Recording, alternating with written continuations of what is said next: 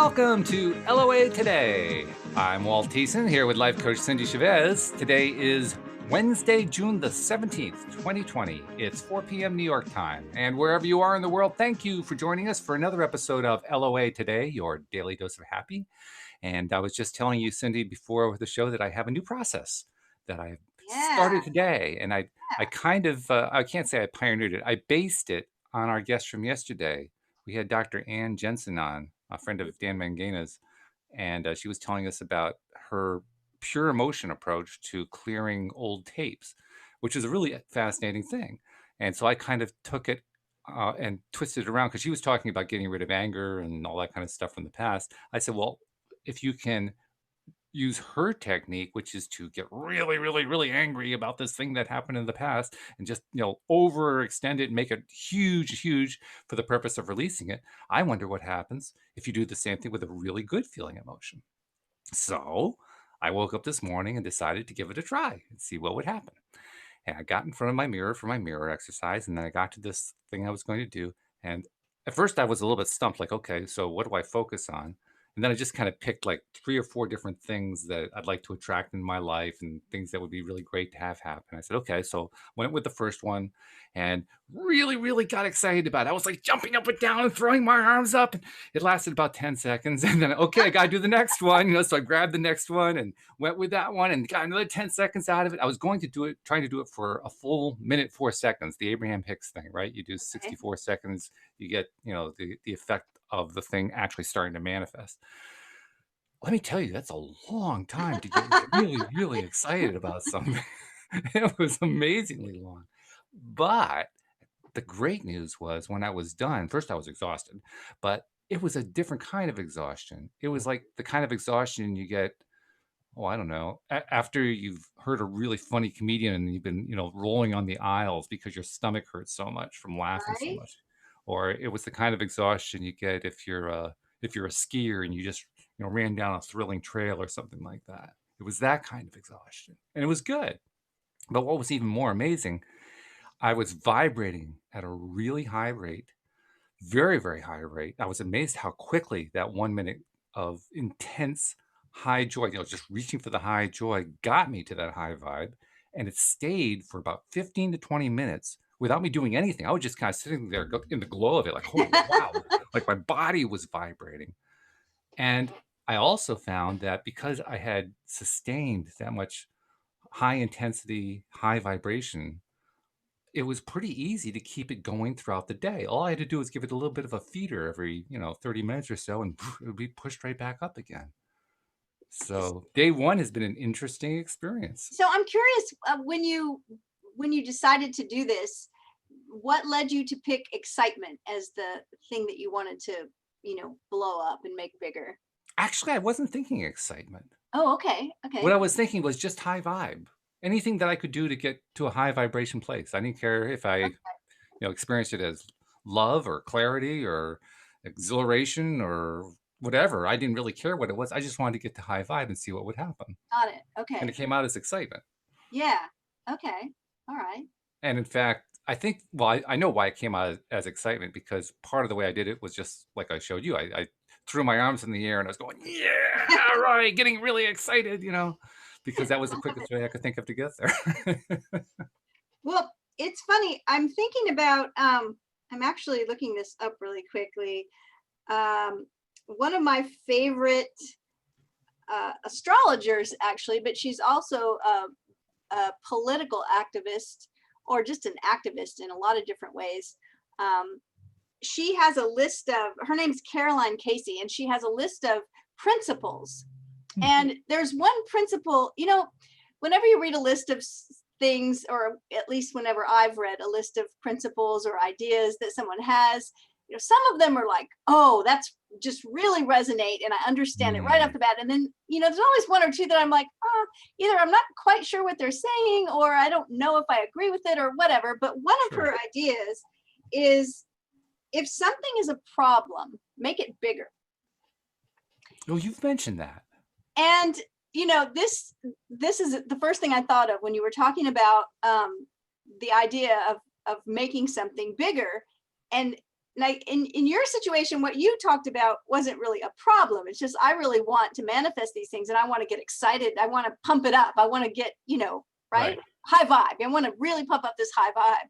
Exactly. You were talking about her yesterday, your guest yesterday, talking about anger.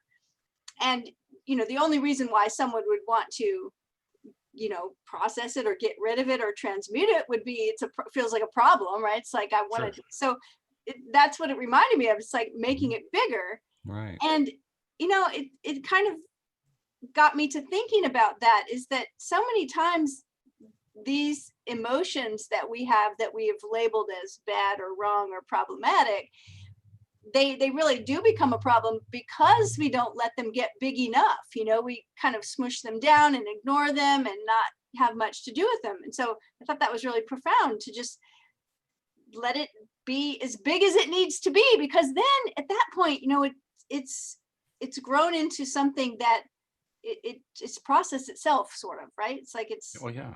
instead of being ignored, it finally gets to have a life of its own. Now, of course, I realize we don't want things to have a life of their own where they, will end up having some kind of inappropriate display of anger or whatever. But I think that's really brilliant, to just let it get as big as it can get. And then that you turned this on its head, sort of, and decided, well, what if I do that with an emotion that feels really Yeah. good? I figured if it works with what we call the negative emotions, it should work with what we call the positive emotions. It should be just as effective either direction, I would think. Well, the thing I love about it, you said when I got up to do my mirror work, and I've been thinking so much for the past year or two, we've talked a lot about mirror work, and I've given clients, assignments of doing mirror work. I've done mirror work myself. And thinking about the mirror neurons, Yeah. right? I mean, that's why mirror work works. Right. Exactly. Because our brain starts to relate to whatever it is we're saying. Yes. It's the empathy that is built into us as human beings that we show to other people, Mhm. right? It's like that little saying that, if we treated our friends the way we treat ourselves, we'd all be in jail. Yeah, right. Like we generally sometimes treat others in a way that we don't give ourselves that same level of love and Mhm. compassion. And so True. the mirror neurons help us do that. And mirror work does the same exact thing with our brain by looking Mhm. into a mirror. So I love this idea of, and 1 minute, that's so short. I mean, it didn't feel short when you were trying to keep No, it it felt going. exhausting. I mean, if I'd gone for 5 minutes, I probably would have been on the floor gasping for breath, but Yeah. Yeah. So I see that. That's really interesting. I know with emotions that don't feel like they're going to be so comfortable, like sadness or, anger, um, a lot of people are afraid to feel them because it feels uncertain and they don't know what's going to happen. But usually, if we'll let ourselves feel them in their fullness, it's not as bad as we think it's going to be, and they dissipate rather quickly if we will give them that space to exist. which is the point, right? To let them get out so that they don't haunt us anymore, so that we don't focus there anymore. Yeah. I was listening to something today. I am not an expert here. I do not, I know like 30 seconds worth of information about it because that's what I listen to. But it was that they are in psychology using MDMA, which is the active ingredient, I guess, in the club drug ecstasy. They're Oh, using it to deal with post-traumatic stress, really? especially in like combat veterans that Mhm. come back and want to commit suicide because they're so troubled because they cannot get these pictures out of their mind, because they cannot get these experiences they've had to settle down, and they go through life on the edge of a panic attack all the time. And the reason why this works, I think, the one little clip I heard anyway that was very interesting, because they're saying that 1 or 2 sessions, the one man said it was like 15 years worth of therapy in one night. Wow.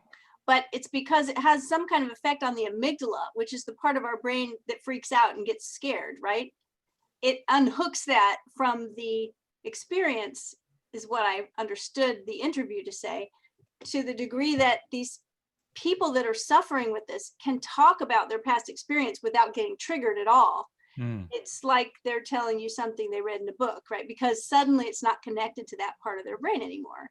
And afterwards, that it seems that this new experience of being able to process all of this without any triggering is still there. And Yeah. people that have had one of these sessions, or a month's worth of to process, a year later are still not having any PTSD. And I thought Oh, it was wow. like, right?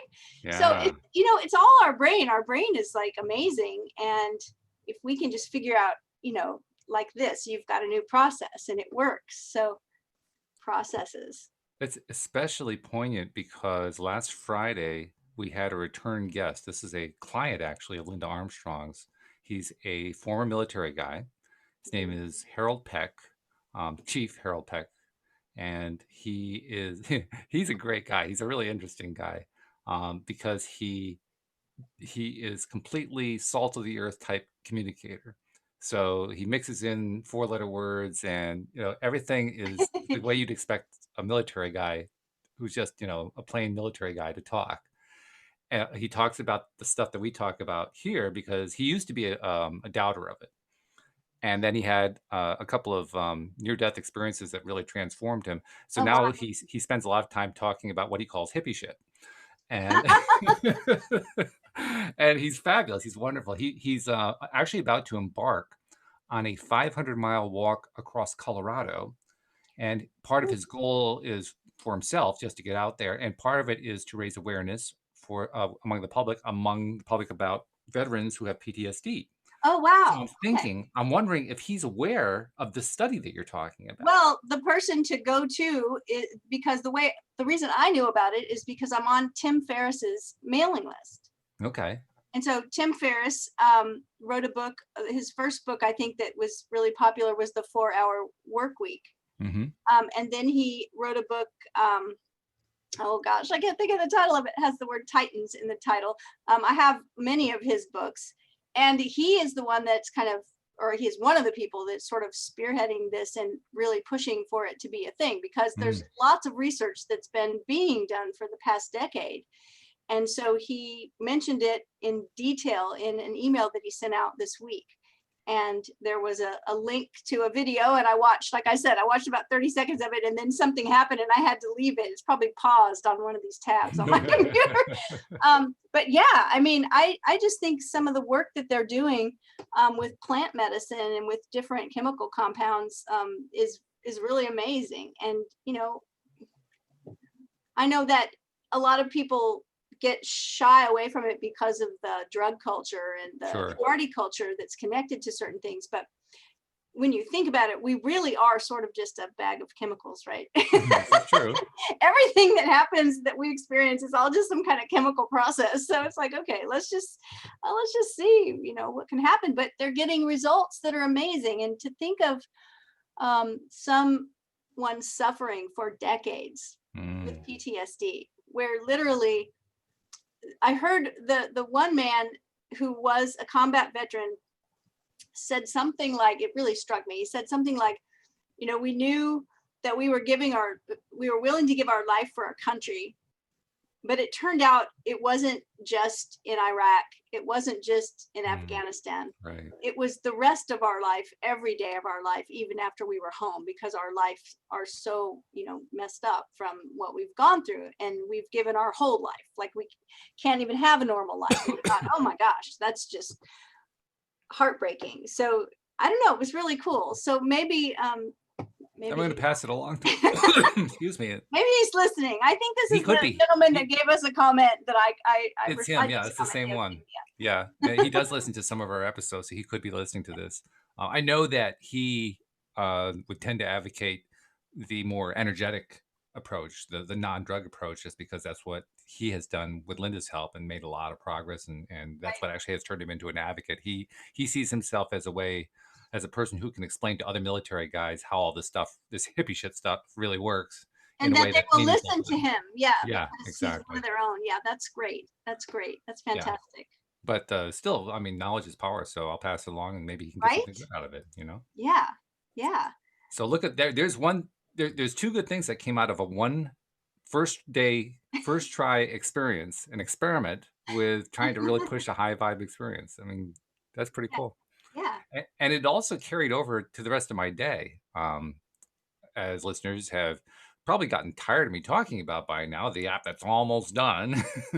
I was working on the app that was almost done today. And that setup that I did this morning, I call it a setup deliberately, literally set me up to maintain a much higher level of concentration than I've been able to achieve in months. Now, can I say that's the thing? Because you talked about this with me before we came on the air today. Mhm. That's the thing that really got my attention. Yeah. Um, Not just that, oh wow, I really was able to pump up the good vibes and I felt all this great energy and I was just really buzzing. But when you said it seemed to be able to affect my concentration and my focus Yes. to a great deal. Like the rest of the morning when I was working, I thought, okay, now I'm really interested Not because just the rest of the morning, up until the point 15 minutes before the show where we oh, were okay, starting, so it pretty much the whole lasted all day day. because it's Yeah, it's after 4 o'clock for you, so that's pretty exactly. much the end of my work day. Right. Yeah, and that's exactly what has happened, and I'm still feeling it. I mean, when earlier in the show where I did the demonstration, I threw my arms up in the air, that just relifted. I it's like the whole thing came back. So It's you like the moved your body and you employed a little kinetic energy there, and it like reactivated. it did, yeah. All those endorphins that had been stirred around this morning are still swimming around apparently, and all they need is just a little bit of a nudge, and they just activate again. So tell me this: was there any did you use any kind of words, any verbal affirmations, any No. statements, or were you I just thinking about the success of whatever? I mean, how are you doing this besides moving your body around and well, the office that I use is basically a second bedroom in our apartment, and it's on the other end of the apartment, but it's not a real big apartment. I mean, we're talking, 900 square feet. We're not talking about a huge apartment here. okay, So while it's separated, I mean, it's close enough to our bedroom that I could be waking Louise up because this was pretty early in the morning. This was okay, like got it. 5:30 a.m. and I didn't Oh want to wake her up, my, you know. So I was doing it silently. So I was doing the thing, and I was yeah. I was like really really soft, but I was pretending I was shouting. okay, okay, all right. All these details are helpful, because when you go to put a new process into application, it's helpful to understand it all. So And yeah. I mean, after one day, this is not something I've read about anywhere. It's not something I've studied anywhere. So I'm kind of making it up as I go along, which means anyone who is listening who decides to try it, send me your details too, because I'm still learning how to make this thing work. All I know is I got this really interesting result on day one. Beyond Yeah. that, I don't know what's going to happen here. Yeah. Well, and you incorporated it into your mirror work, right? Which was already a habit. Hmm. And we've talked about this before. That is one of my best friends, Jackie Gates.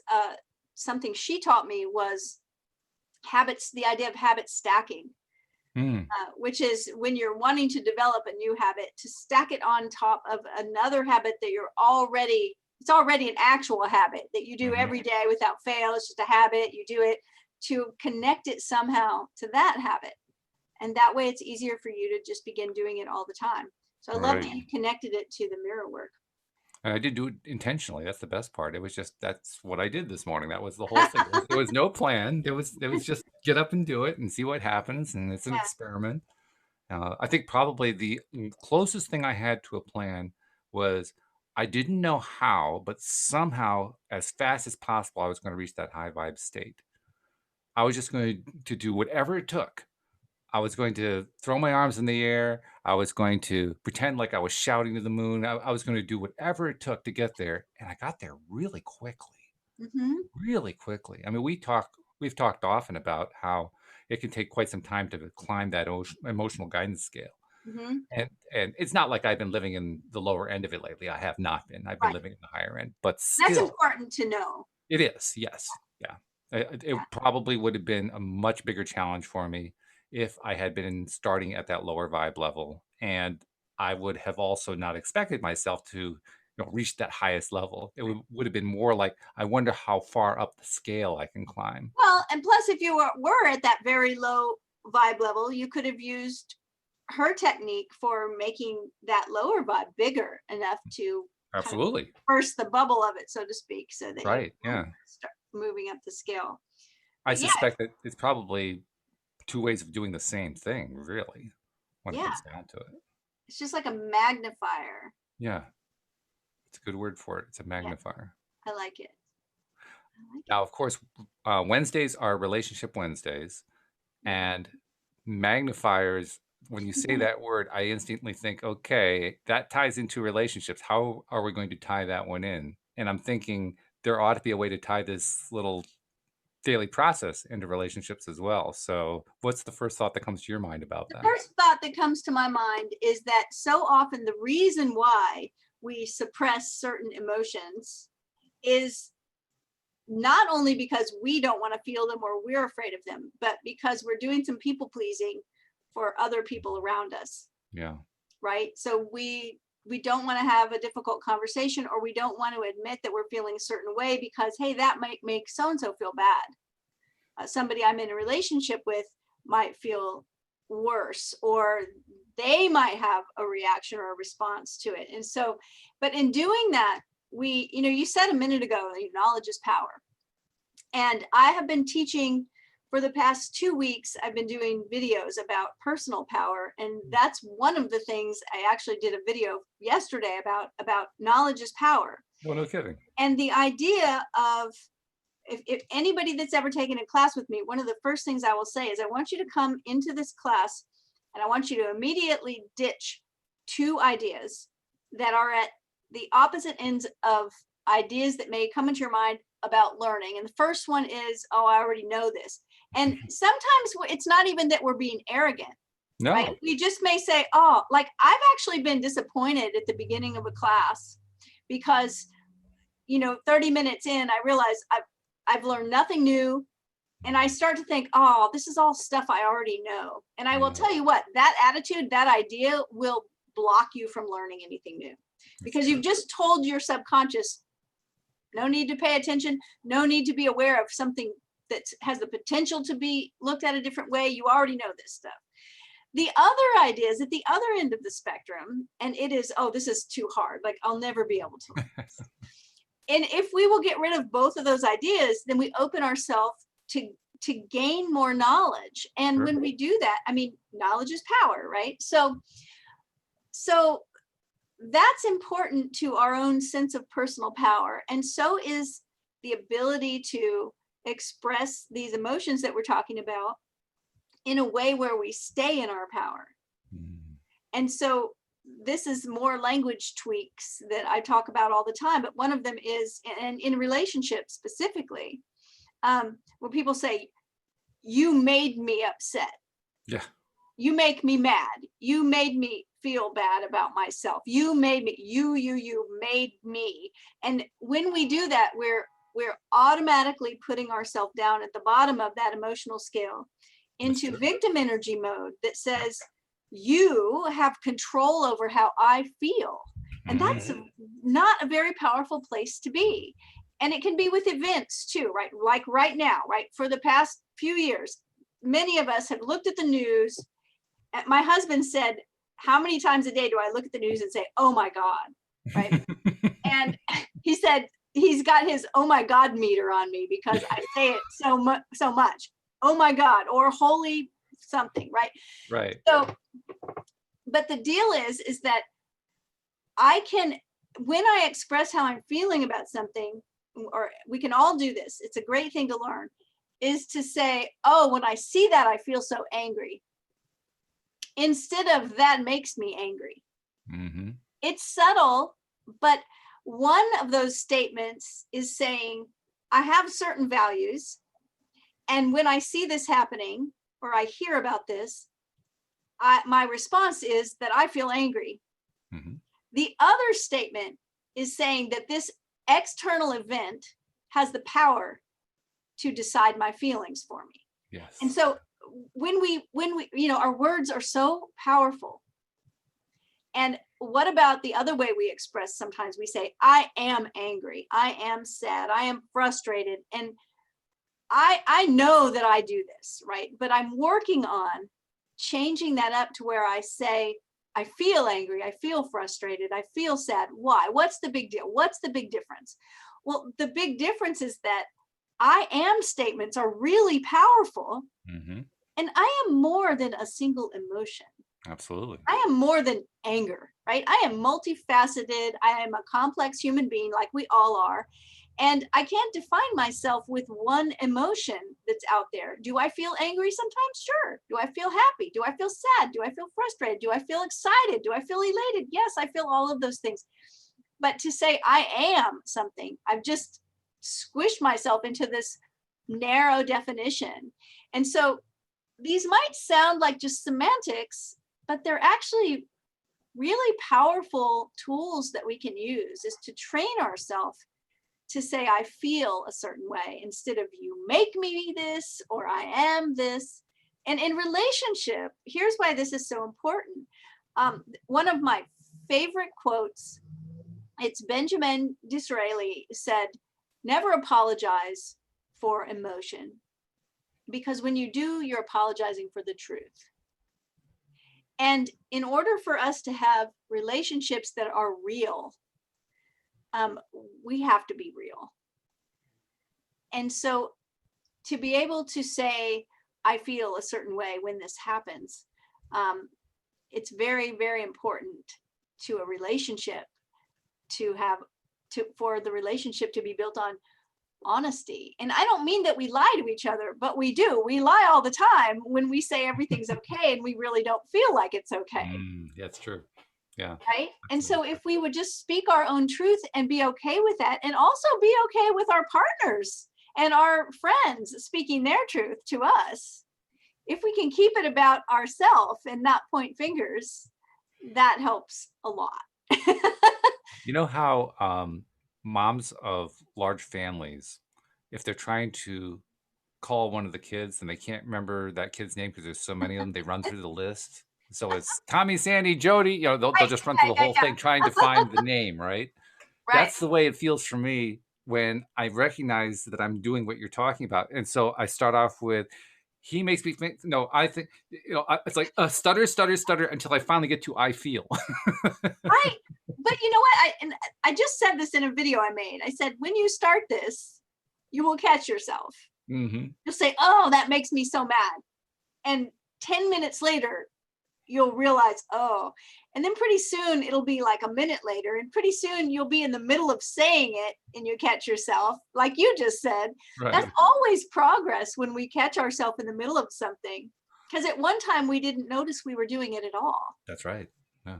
And so when we start noticing after the fact and then in the middle of it, and then we'll start catching ourselves right before, it's like, oh, I feel, we just catch ourselves. So it's important to be able to express your emotions, especially if you're in a relationship or a friendship and you can't express your emotions. If you know how to express them appropriately, and sometimes it's just saying them, like, I feel angry. Hmm. That might be surprising to some people, but just verbalizing, I feel so angry about this. And you see how I said that? Like, I'm not screaming, I'm not throwing things, I'm not cussing anybody out. I'm just saying, I feel really angry about this. Sometimes that's enough Hmm. to release that emotion, because Sure. we've recognized it, we've honored it. And so when I say you have to, that it's good for a relationship to be honest about your emotions, and being able to express them. I mean, just like I express that. I don't mean in an inappropriate display. Like, Right. you're going to have to be okay with me throwing stuff at your head because that's what I do when I'm angry. That's not what I mean. Not at all, It's no. never okay to be violent. But just to be, if you're in a place where your emotions are not honored and respected by you or by someone else, then there's work to be done. And this is part of the work, because nobody likes to be blamed, and the energy of blame is also a very low vibration of Absolutely. energy. Sure. And I don't want to be in a relationship where someone's always feeling bad and then telling me I'm the one making them feel bad, right? Nobody wants that. So, but it's different when someone says to me, when you said this, I felt so sad, or I felt so angry. Then we can talk about it and figure out why, because your emotions and how you feel are always connected to some value system you have. Sure. Oh yeah. That Always. value system drives the whole bus. There's no Yeah. doubt about that. And Yeah. by the way, when I described the stuttering process, it's not like I actually stutter it out. The way it actually works, and I can recall an incident with Louise earlier this week. She said something and it kind of triggered something in me, and I started to come out with something, and I stopped. And probably the way it looked was my mouth open as my brain is working through all the different permutations to get to the final point. It probably took about 10-15 seconds for me to work through them all. And she just sits there patiently waiting for me to do that. And then I finally got to the point where I could express it the way I needed to. Fantastic, though. That's wonderful. Think about how often people will just let it fly without Oh, yeah. Sure. That conscious awareness that you had to say, okay, I'm going to stop, because otherwise I'm going to say something I don't really want to say. I'm going to say something that's not actually what I mean. So, and people are sometimes very uncomfortable with silence, as the speaker or the hearer. Sometimes, it's like radio silence. Oh, yeah. Not a good thing, right? So sometimes people are very uncomfortable with taking the time they need to actually process and figure out what they need to say, but it's always worth it. I agree. It's totally worth it. And it's especially worth it in a relationship. I mean, I was talking about it's happening with Louise. Louise and I do this fairly frequently. I mean, we have a great relationship, but it's not like neither one of us ever have any unpleasant emotions going on, because like anybody else we do, it's just we've learned how to process it without taking it out on the other person. And that's amazingly, it's an amazingly effective way to keep the relationship strong. It's a necessary life skill for relationships. Absolutely. I agree. Yes. Yeah. So even if you're not in a relationship, it's good to work on that. Oh, well, it's you are in a relationship because you're in a relationship with yourself. True. And you're in a relationship with your values and with the rest of the world. And so I actually encourage people to do this, even if they're by themselves. And say they're by themselves and they turn on the news or the radio and they hear about something and they have an emotion. It triggers an emotion. To speak it, you turn on, you're driving in your car and you see an accident with an ambulance on the side of the road. No, see the face you made. Nobody likes to see that, right? It's like, oh my gosh, someone's gotten hurt.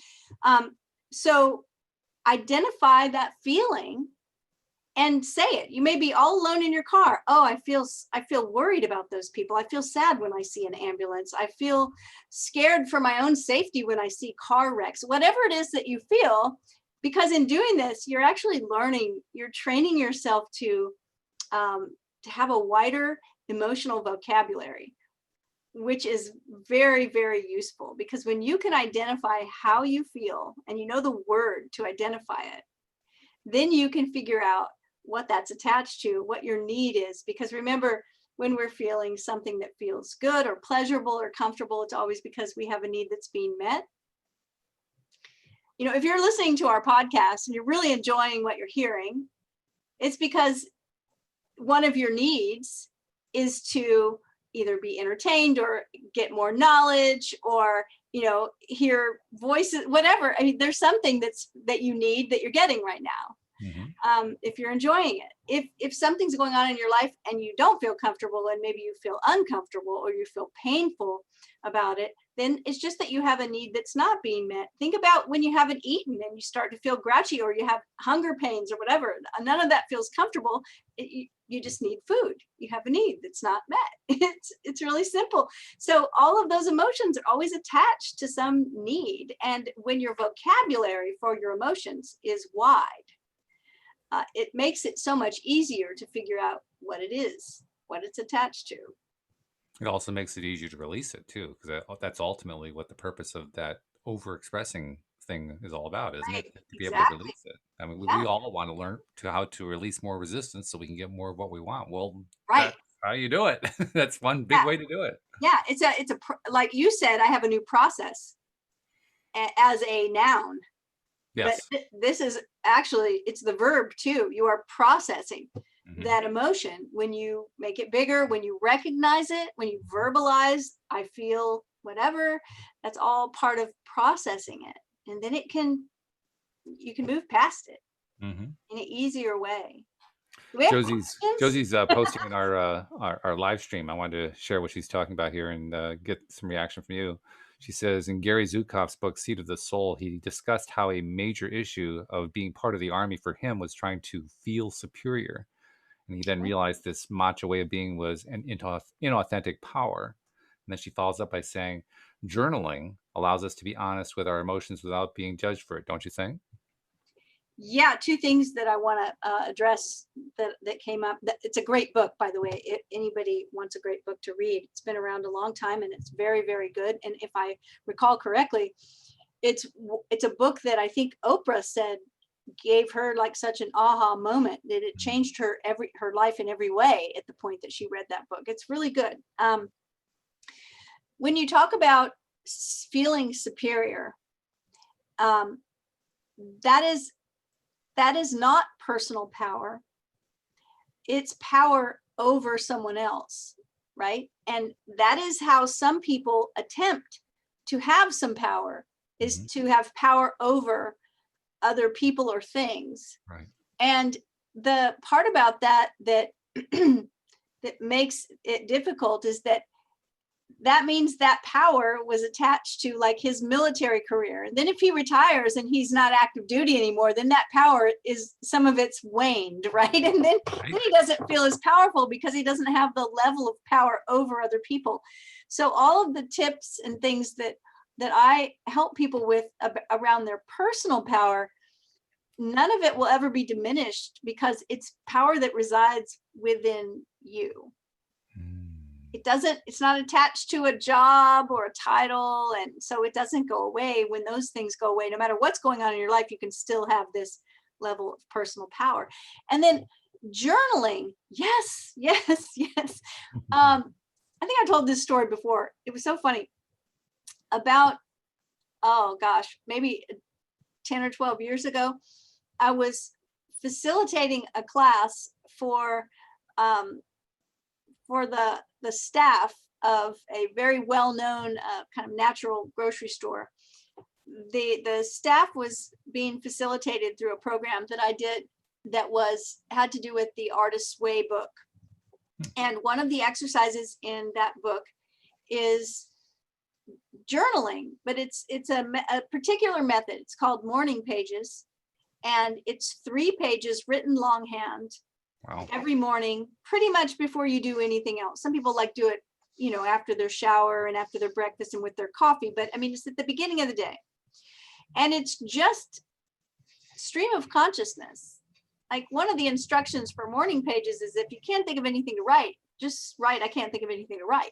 I have morning pages that say I need more coffee, it's freezing in the house. Well, some of my morning pages become a list of this is what I have to do today, because it's sort of like a brain dump. It's just getting rid of all these thoughts that start to become cluttered. But another thing that happens in morning pages is processing emotions. Being able, like you said, to process anger or frustration or sadness or fear or whatever it is with no one judging you, because it's just your journal and you're the only one in there, and just writing it out, letting it pour out, saying whatever you need to say. I've given assignments like that to coaching clients before. Had a coaching client, I remember about 8 or 9 years ago, that I said, when's the last time you got angry? Oh, I don't get angry. I never get angry. I said, yeah, I didn't think so. So this is your assignment for this week. I want you to just get angry. You can do it in a journal, is what I said. I don't want you don't have to go scream at anybody. I want you to just get a journal, and I want you to just figure that out and get as angry as you can in there. Just go ahead and let yourself do it. It turned out, it took her 20 or 30 minutes, and it was a life-changing assignment. Why? Well, because yes, we all have things we get angry about. And if we don't admit it, at least to ourselves, and process it, it just hangs there, right? So yeah, I think journaling is a wonderful thing. And the funny part about that story is that we had 3 people facilitating maybe 12 employees. And one of the employees two of the employees in the first 3 weeks, and they both said it was due to the morning pages, not to all the other stuff in the program. It was just Oh, everyone in there said, this journaling is so powerful. And two of them decided to quit their job. One of them decided to sell everything they owned and get a motorhome and take off across the country because oh that's my. they had always wanted to do. And I was like, we're not going to be invited back to teach this for any other corporate group, because everywhere we go and teach it, everyone quits their job. Oh, that's funny. I'll tell you what, I don't know who was managing that particular company, but if it were me, I'd be grateful for that because I want people working for me who want to be working there, who Yeah. that's like that's part of their DNA. This is something that's really important to them. I don't want somebody there who's just drawing a paycheck and they're not really happy. They really should be doing something else because they're just going to hold everybody else back. So yeah, send them on their way. I mean, wish them well and enjoy their retirement. Don't drive the motorhome crazy, but have a good time.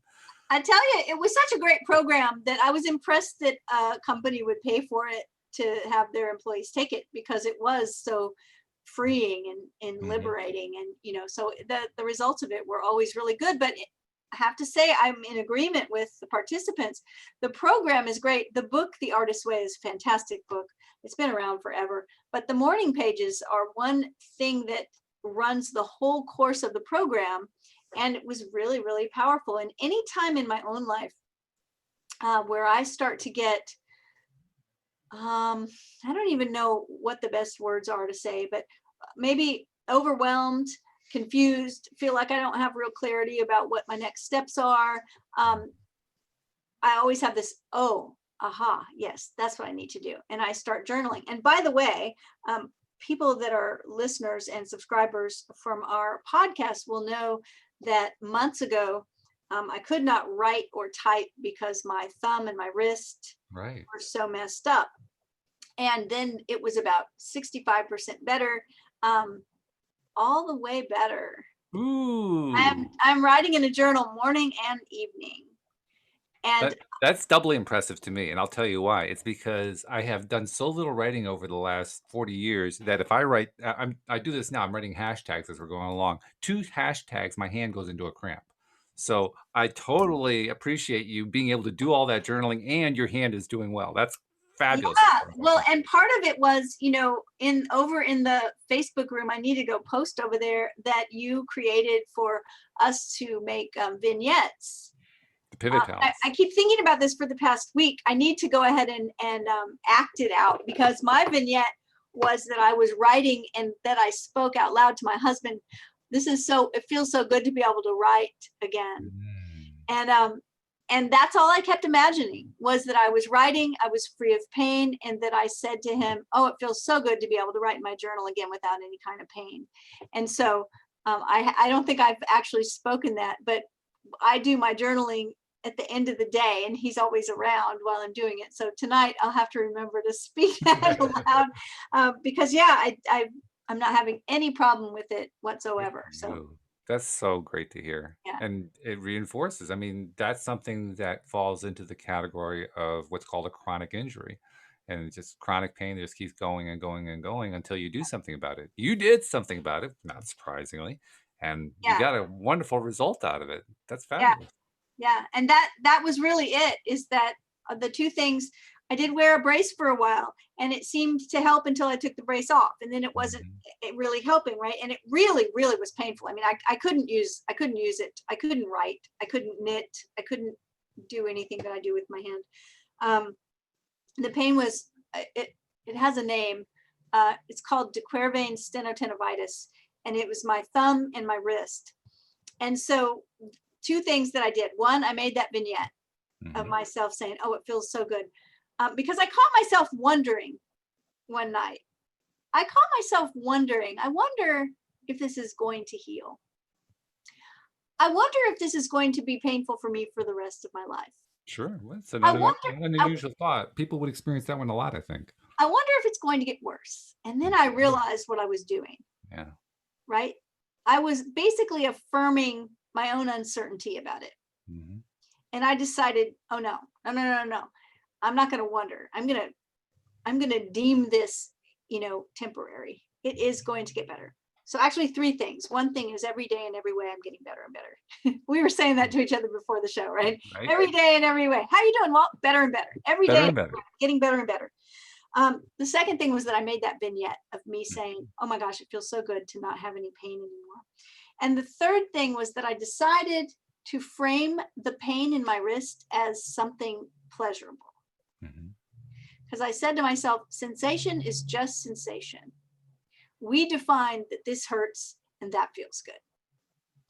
And I'm just going to decide that I like the way this feels.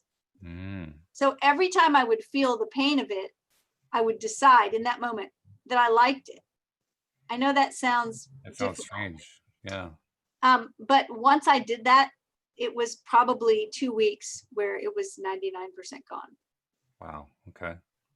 So kind of a continuing of the theme that when you over exaggerate, when you play it up, when you really bring it up to the surface and feel it, that makes it much easier to release it, to let go of it.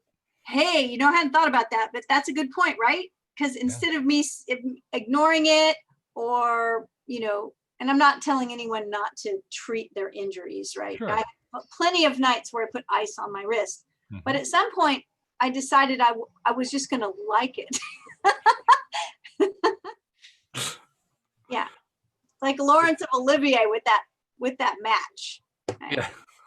Right. Exactly. Doesn't that hurt? Well, sure it hurts. The idea is to not mind that it hurts. I decided I wasn't going to mind that it hurt. Mm-hmm. And I don't know. I have results, folks.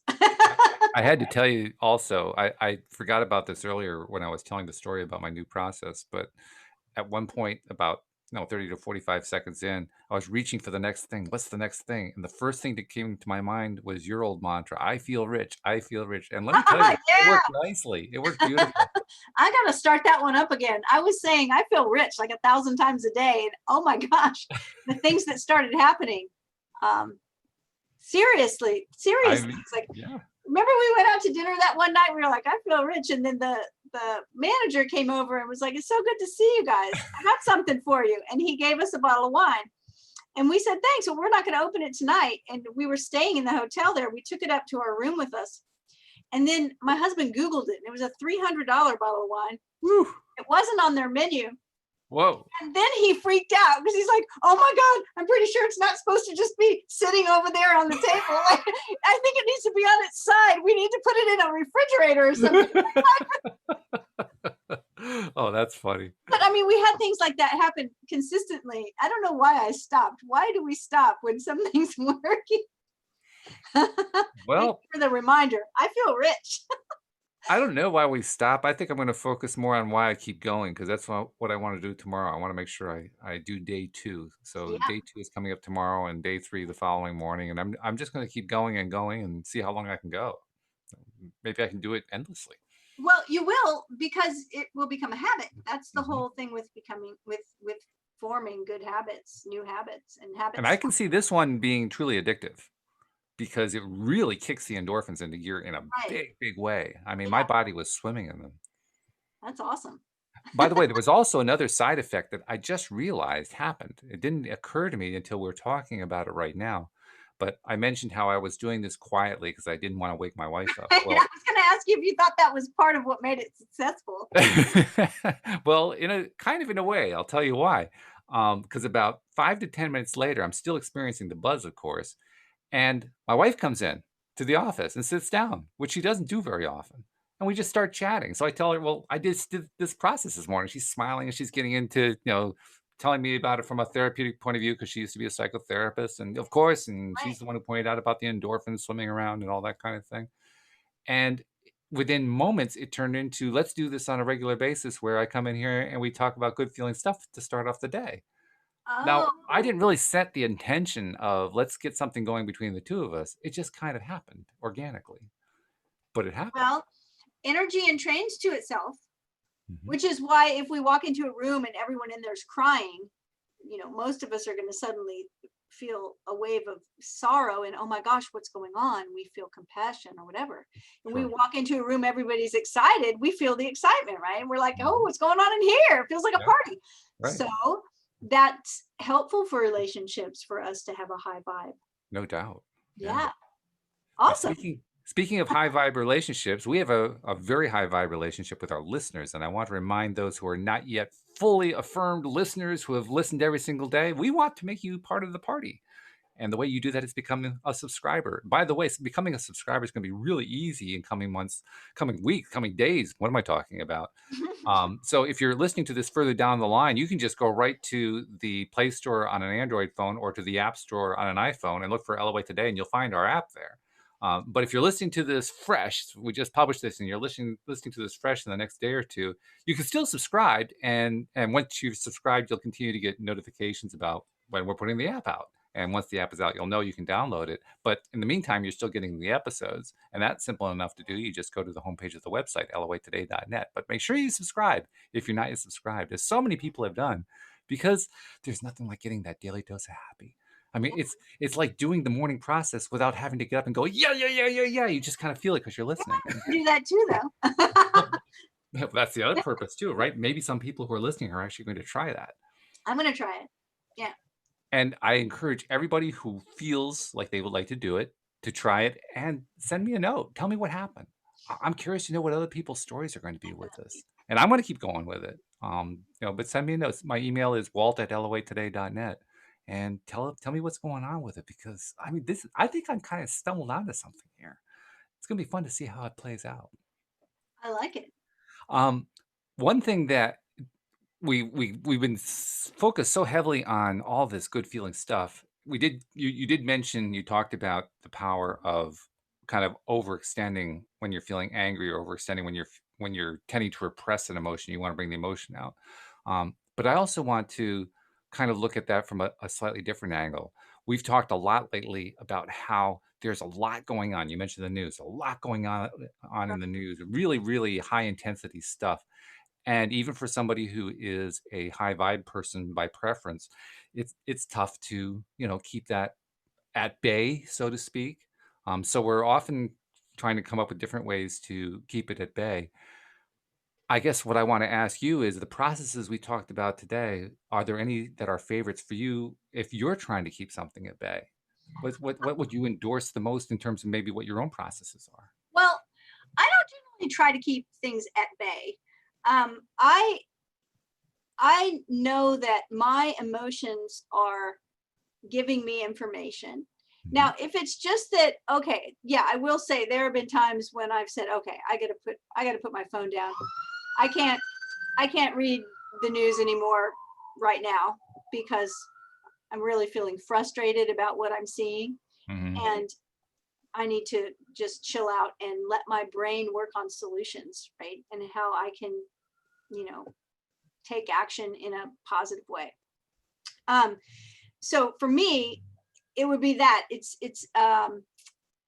moving around, moving my body, really, like going for a walk, putting the phone down. But it's not that, oh, I've just felt something that was uncomfortable and I don't want to feel that. Right. That's really not my jam, because what I'd rather do is channel that energy into something positive and productive that's going to actually have an effect on whatever the situation was that caused me, right, to have a response of feeling frustrated. Mhm. And I say that not just in world events, but it can be in small events or relational things as well. Often that's where we see it the most. Sure. And so I think taking the time, like we talked about, to process something, to actually think about it and recognize, like, what do I need that I'm not getting that's causing this emotion or feeling to come up?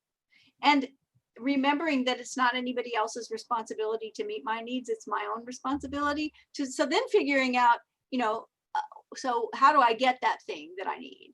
How do I make this change? How do I contribute to positive change if it's a big global thing? Or, we talked about this a few weeks ago. I still think it's really important for all of us right now to remember that we have a sphere of control, a sphere of influence, a sphere of concern.